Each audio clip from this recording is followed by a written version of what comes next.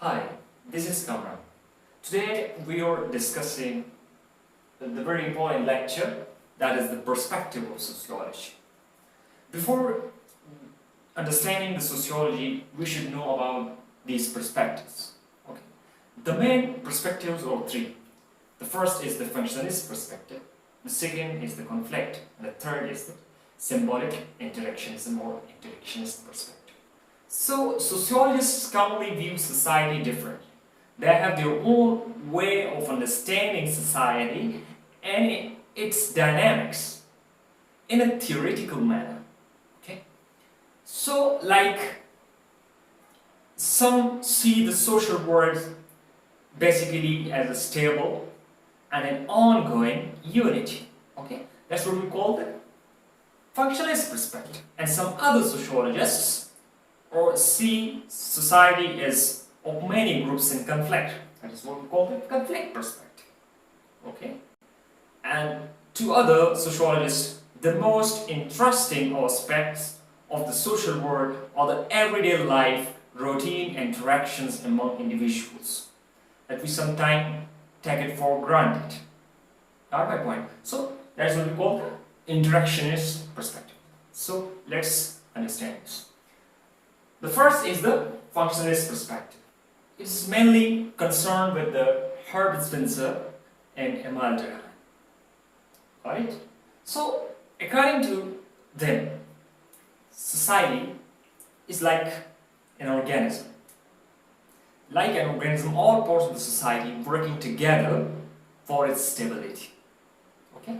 So, the first is the set of interacting parts. I told you, all the parts of the society working together like an organism, okay, and ensure its stability.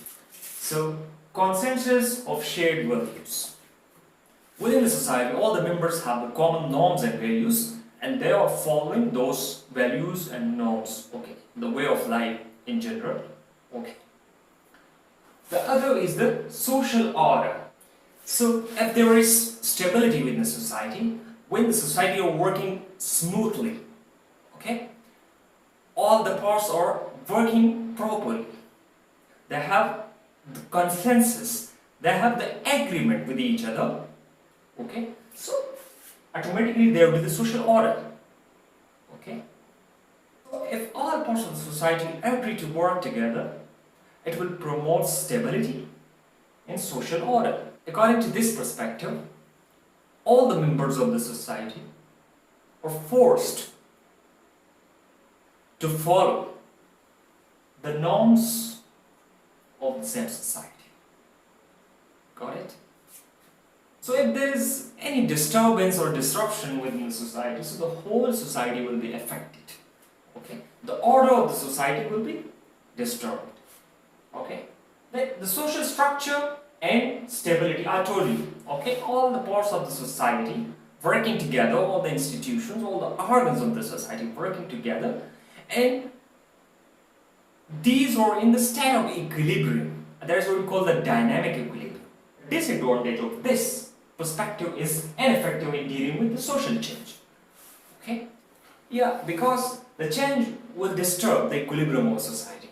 But we can say that if a change occurs within the society, so it will adopt another kind of equilibrium, a new kind of equilibrium.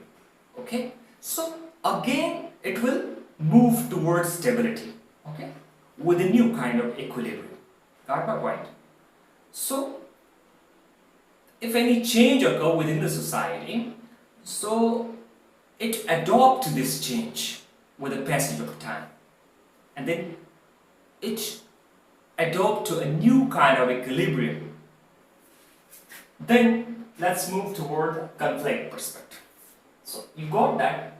What is the functionalist perspective? Simply, all the parts of society working together for its own stability and for ensuring the social order.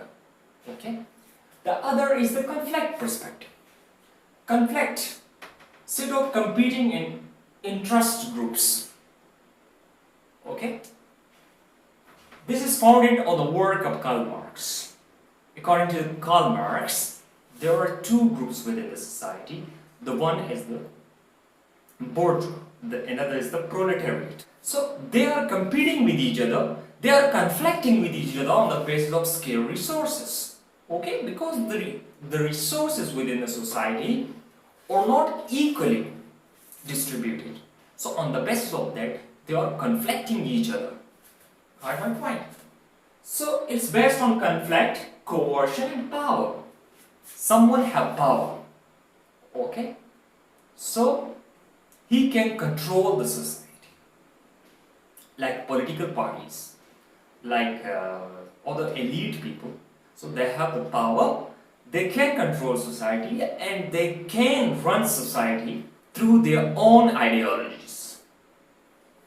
Okay? So weak understanding of social consensus and stability. So it is the inevitable process. Okay? Conflict is everywhere, you know.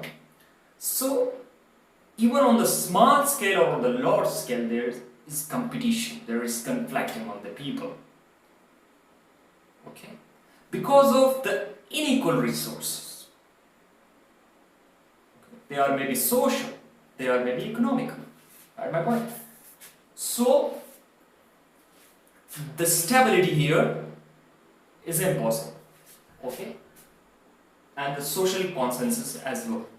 Okay? There is, you know, the agreement is not possible here. Okay?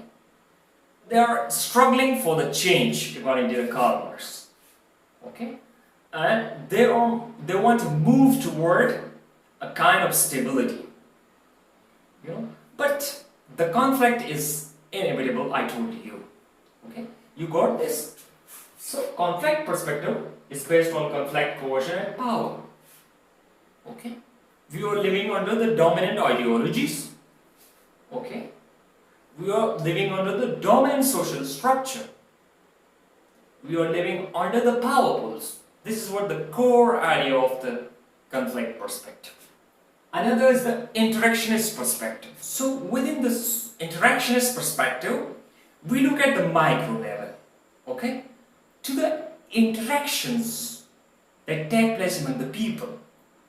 Okay? What they are doing, they are constructing their realities and they generalize that. Okay?